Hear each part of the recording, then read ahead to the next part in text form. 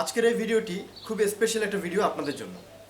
তো যারা আমার এই ভিডিওটি দেখা শুরু করেছেন তারা একটু সিট টাইট হয়ে বসুন। আশা করছি যে এই ভিডিও আপনার ইংরেজি গ্রামার সম্পর্কে অনেক ধারণাই পরিবর্তন করে দিবে। তো আজকে আমার আলোচনার বিষয় হচ্ছে পার্ট অফ স্পিচ। তো পার্ট অফ স্পিচে আমরা ইউটিউবে যত ভিডিও পাই অথবা আমরা আসলে যেভাবে ছোটোবেলা থেকে পার্ট অফ স্পিচ শিখে এসেছি, আমি সেইভাবে আজকে আপনাদের সাথে কথা বলবো না। আমি যেহেতু একজন ল্যাঙ্গুয়েজ ট্রেনার, সুতরাং ল্যাঙ্গুয়েজের প্রেক্ষাপটে আমি আসলে পার্ট অফ স্পিচকে নিয়ে আলোচনা করব, যেটা হতে পারে আপনার জন্য একেবারে চমৎকার এবং নতুন ওয়েতে পার্ট অফ স্পিচ শেখার একটা পদ্ধতি। তো এই পার্ট অফ স্পিচে যাওয়ার আগে আমি আপনাদের সাথে কিছু ছোটোখাটো বিষয়ে কথা বলে নিই। ফার্স্ট অফ অল, আপনি যখন ছোটোবেলায় যখন পার্ট অফ স্পিচ শিখেছেন কিংবা আপনি যখন পার্ট অফ স্পিচ শেখার ইচ্ছা পোষণ করেছেন, তখন আপনার মাথার ভিতরে কী কাজ করেছে? কখনো কি এই প্রশ্নটি হয়নি যে পার্ট অফ স্পিচ আমি কেন শিখব? অনেকের মনে হয়তো হয়নি। আসলে আমি আমার পূর্বের একটা ভিডিওতে, এই প্লেলিস্টেরই পূর্বের একটি ভিডিওতে আমি বলেছিলাম যে ইংলিশ গ্রামার শিখতে হলে আপনাকে পার্ট অফ স্পিচটা সবার আগে শিখতে হবে। আর প্রশ্ন হচ্ছে যে আপনি পার্ট অফ স্পিচ কীভাবে শিখবেন বা পার্ট অফ স্পিচ কীভাবে জানবেন। আমি পার্ট অফ স্পিচের ইন ডেপথ আলোচনায় আমি আজকে যাব না, অর্থাৎ পার্ট অফ স্পিচ কত প্রকার এবং সেই প্রকারগুলোর বিভিন্ন ধরনের প্রকার আছে, সেই প্রকারগুলো কী কী, সেগুলো কাজ কী, অ্যাক্টিভিটিস কী, এগুলোতে আমি মোটেও যাব না। আমি একটু ডিফারেন্ট ওয়েতে আপনাকে পার্ট অফ স্পিচ শেখানোর চেষ্টা করব। দেখেন, পার্টস অফ স্পিচ মানে কি? বাক্যের অংশ।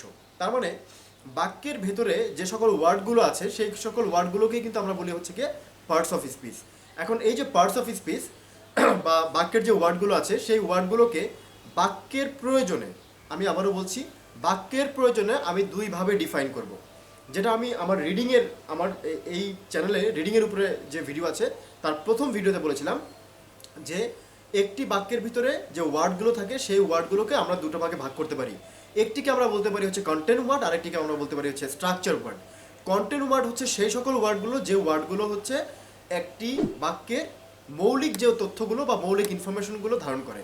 আর স্ট্রাকচার ওয়ার্ড হচ্ছে সেই সকল শব্দ যেগুলো আমাদের গ্রামার, মানে হচ্ছে টেন্স, ভয়েস, ন্যারেশন, ব্লা ব্লা ব্লা, এগুলোর প্রয়োজনে আমাদেরকে ব্যবহার করতে হয়। তো আমরা যখন পার্ট অফ স্পিচ শিখবো, এই পার্ট অফ স্পিচকেও আমরা শেখার ক্ষেত্রে দুটো ভাগে ভাগ করে নিব। একটা হচ্ছে কি কন্টেন্ট পার্ট অফ স্পিচ, আর একটা হচ্ছে কি স্ট্রাকচার পার্ট অফ স্পিচ। তো আসেন, কন্টেন্ট পার্ট অফ স্পিচ এবং স্ট্রাকচার পার্ট অফ স্পিচ এগুলো কী ধরনের, এটা আমি আমার মতো করে বোঝাচ্ছি। সবাই যে আসলে আমার মতো ওয়েতে মানে ব্যাখ্যা দিবে ব্যাপারটা এরকম না। তো প্রথমে আসি হচ্ছে গিয়ে স্ট্রাকচার ওয়ার্ডগুলো। স্ট্রাকচার ওয়ার্ডগুলো যেহেতু গ্রামারের প্রয়োজন হয়, তার মানে সেগুলো হচ্ছে কি আমাকে গ্রামারের প্রয়োজনে শিখতে হবে। আর কন্টেন্ট ওয়ার্ডগুলো ছাড়া আসলে আমাদের পক্ষে বাক্য তৈরি করাই সম্ভব না। মানে কন্টেন্ট ওয়ার্ডগুলো সবসময় হচ্ছে কি বাক্যের মৌলিক তথ্যগুলো ধারণ করে। এখন আসুন, এই কন্টেন্ট ওয়ার্ড কারা এবং স্ট্রাকচার ওয়ার্ড কারা।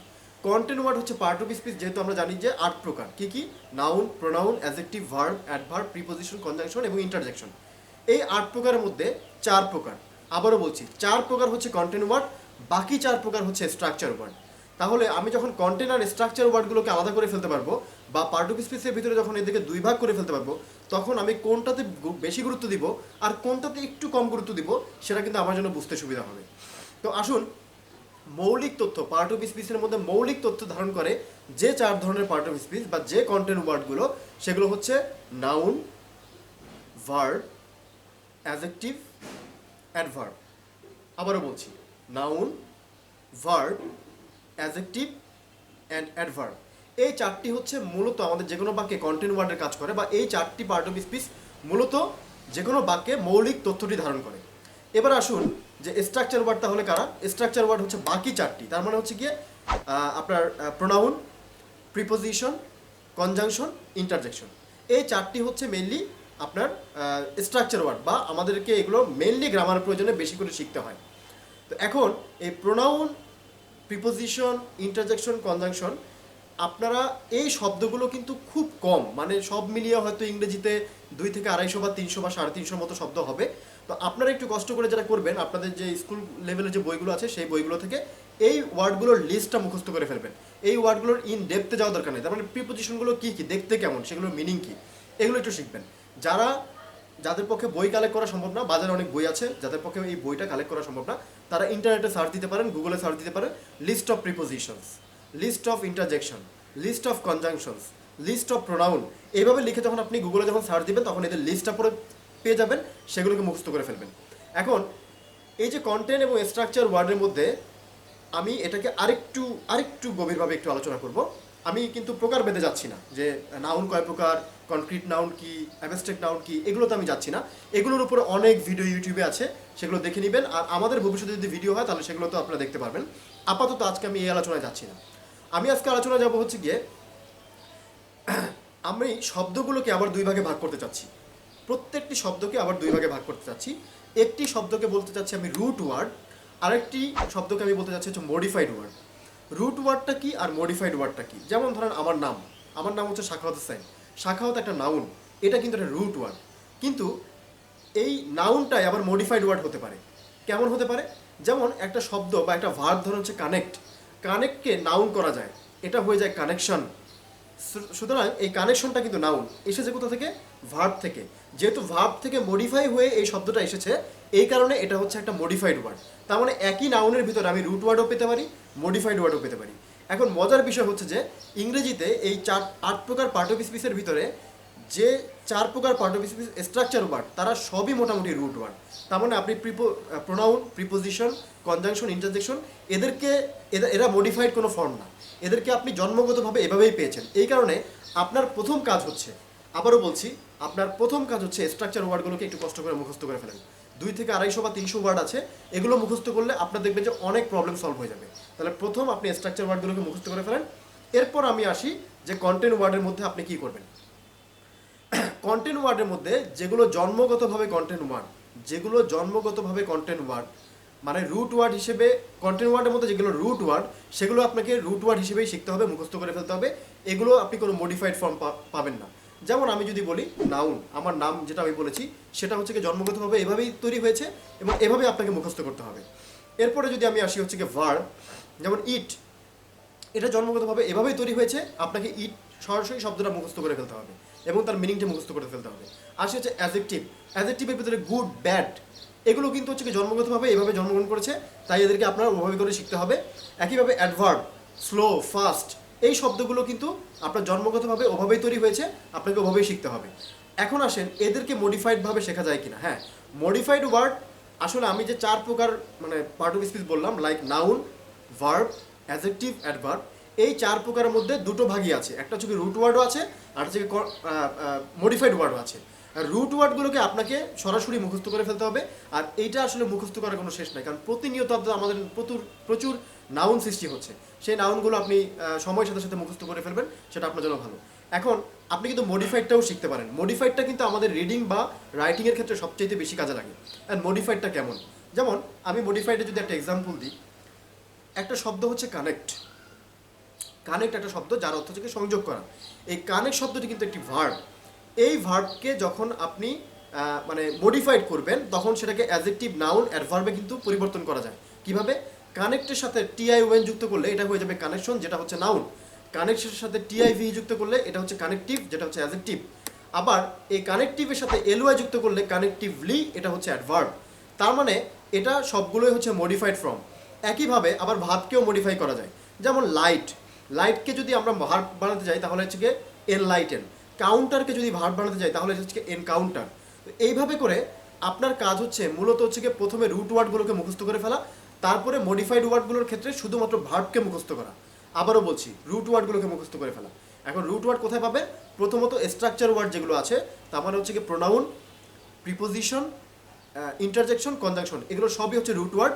এগুলোকে প্রথমেই ধরে মুখস্থ করে ফেলবেন। যখন আপনি পার্ট অফ স্পিচ শিখবেন, প্রথমে আপনি এদেরকে মুখস্থ করবেন অর্থ সহ। তাহলে কি হলো? আপনার একটা পার্ট ফুললি কমপ্লিট হয়ে গেল। বাকি রইলো হচ্ছে কি আপনার কন্টেন্ট ওয়ার্ডগুলো। কন্টেন্ট ওয়ার্ডগুলোর ভিতরে হচ্ছে গিয়ে নাউন, তারপর হচ্ছে গিয়ে অ্যাডজেক্টিভ, অ্যাডভার্ব, ভার্ব। এই 4টির ভিতরে আপনি এই 4টি যে মৌলিক ফর্ম, যেমন হচ্ছে গিয়ে ধরেন অ্যাডজেক্টিভের আমরা পাইছি গুড, ব্যাড, বিভিন্ন কালারের নাম, এগুলো সবই হচ্ছে গিয়ে অ্যাডজেক্টিভ। এগুলোকে আমরা ওভাবে করে মুখস্থ করব, যেটা হচ্ছে কি ছোটোবেলা থেকে আমরা ভোকাবুলারি শিখে আসছি। অ্যাডভার্বকেও আমরা অ্যাডভার্ব অফ টাইম আছে, অ্যাডভার্ব অফ প্লেস আছে, এগুলোকে ওভাবে করে মুখস্থ করে ফেলবো। আর আবার নাউনের ভিতরে পৃথিবীর সকল ব্যক্তি বা বস্তুর নাম আছে, সেগুলোকে মুখস্থ করে ফেলবো। মডিফাইড ফর্মটা শেখার জন্য আপনাকে বেশি করে মুখস্থ করতে হবে ভার্ব। মাথা রাখবেন, ভার্ব যত শিখবেন, আবারও বলছি, ভার্ব যত শিখবেন, একটি ভার্ব আপনাকে অনেক অনেক ওয়ার্ড শেখাবে, অনেক ওয়ার্ড শেখাবে। ইউ ক্যান্ট ইমাজিন যে কী পরিমাণ ওয়ার্ড আপনাকে একটি ভার্ব শেখাতে পারে। একটি ভার্ব যদি আপনি শেখেন, এই ভার্ব থেকে আপনি অনেক মডিফাইড ফর্ম পাবেন। কী কী ফর্ম পাবেন আমি জাস্ট আপনাদেরকে বোঝাচ্ছি। যেমন আপনি যদি যেটা বললাম কানেক্ট, এই কানেক্ট শব্দটার একটা ভার্ব, এটার পাস্ট ফর্ম কি? কানেক্টেড। পাস্ট পার্টিসিপল ফর্ম এটাও কানেক্টেড। আইএনজি ফর্মটা কি? কানেক্টিং। তাহলে এখানেই তো আমার আরও 3টি শব্দ শেখা হয়ে গেল। তারপর হচ্ছে কি, এটা নাউন ফর্মটা কি? কানেকশন। অ্যাডজেক্টিভ ফর্মটা কি? কানেক্টিভ। অ্যাডভার্ব ফর্মটা কি? কানেক্টিভলি। তার মানে দেখেন, একটা শব্দ থেকে মানে একটা ভার্ব থেকে আমি কিন্তু চাইলে মানে নিয়ারলি অ্যাবাউট প্রায় আরও 7 থেকে 8টি নতুন শব্দ শিখতে পারতেছি। এই কারণে ভার্বটা খুবই গুরুত্বপূর্ণ। যত বেশি করে পারেন ভার্ব মুখস্থ করেন, কারণ এই ভার্ব থেকেই অন্যান্য অনেক ফর্ম তৈরি হয়েছে যেগুলো দিয়ে আপনি ইজিলি সেন্টেন্স মেক করতে পারবেন। ইভেন শুধু ভার্ব দিয়েও কিন্তু সেন্টেন্স মেক করা যায়। আর আমাদের এই চ্যানেলে ইংলিশ গ্রামারের যে সাইট, এই প্লেলিস্টে কিন্তু আমরা ভার্বের উপরে অনেক ভিডিও দিয়ে যাব, যেগুলো দেখলে হয়তো আপনি আরও অনেক ক্লিয়ার হয়ে যাবেন। আমাদের পরবর্তী যে ভিডিওগুলো সেগুলোই আসছে ভার্বের উপরে। এই কারণে ভার্বটা ভালো করে শিখবেন। তাহলে আমি আবারও রিক্যাপ করছি, আপনি যখন পার্ট অফ স্পিচ শিখবেন তখন আপনি কি শিখবেন? আপনি প্রথমে শিখবেন হচ্ছে স্ট্রাকচার ওয়ার্ডের যে ওয়ার্ডগুলো আছে 2 থেকে 250 ওয়ার্ড, এটা ফার্স্ট মুখস্থ করে ফেলেন। তারপর আপনি আসেন কন্টেন্ট ওয়ার্ডে। কন্টেন্ট ওয়ার্ডের ভিতরে আপনি সবচেয়ে গুরুত্ব দিয়ে শিখবেন হচ্ছে ভার্ব, কারণ ভার্বকে অন্যান্য অনেক ফর্মে পরিবর্তন করা যায়। আর ভার্ব শিখতে হলে সাধারণত আমাদের 8, 9, 10 বা স্কুল লেভেলের যে বইগুলো আছে সেগুলোতে আপনি অ্যাভেলেবেল ভার্ব পেয়ে যাবেন। সেটাও যদি না পান তাহলে যেটা আগে বলেছিলাম, গুগলে যখন আপনি লিস্ট অফ ভার্ব লিখে সার্চ দিবেন দেখবেন যে অনেক ভার্বের লিস্ট পেয়ে গেছেন এবং তাদের অনেক ফর্ম পেয়ে গেছেন। এই কারণে যত বেশি ভার্ব শিখবেন পার্ট অফ স্পিচে, তত আপনার স্কিলটা ইমপ্রুভ হবে, ওয়ার্ড মিনিং বেশি জানা হবে এবং আপনি সেন্টেন্সের ক্ষেত্রে অ্যাপ্লিকেশনটা বেশি দিতে পারবেন। তো যাই হোক ডিয়ার ভিউয়ার্স, আমার আজকের এই ভিডিওর মূল উদ্দেশ্য ছিল পার্ট অফ স্পিচকে আপনার কাছে ইজি করে উপস্থাপন করা। আমি চেষ্টা করেছি, আমি জানি না কতটুকু ইজি করতে পেরেছি কিনা, এটা অবশ্যই আপনারা কমেন্টে জানাবেন। আপনি যদি আমাদের এই চ্যানেল নতুন হয়ে থাকে তাহলে চ্যানেলটি সাবস্ক্রাইব করে দিবেন। আর এই ভিডিওটি ভালো লাগলে বন্ধুদের সাথে শেয়ার করতে ভুলবেন না। যদি আপনার মনে হয় যে না আরও কিছু কনফিউশন রয়ে গেছে, আপনি ক্লিয়ার না, তাহলে কমেন্টে একটু জানান। আমি অবশ্যই চেষ্টা করবো আমার পরবর্তী ভিডিওগুলোর মাধ্যমে বিষয়গুলো ক্লিয়ার করে দেওয়ার জন্য। তো dear viewers, part of speech শিখুন, ওয়ার্ড মিনিং শিখুন, ইংরেজির নিজের রিসোর্সটাকে আরও বৃদ্ধি করুন। সো আজকে এই পর্যন্তই। Thank you very much.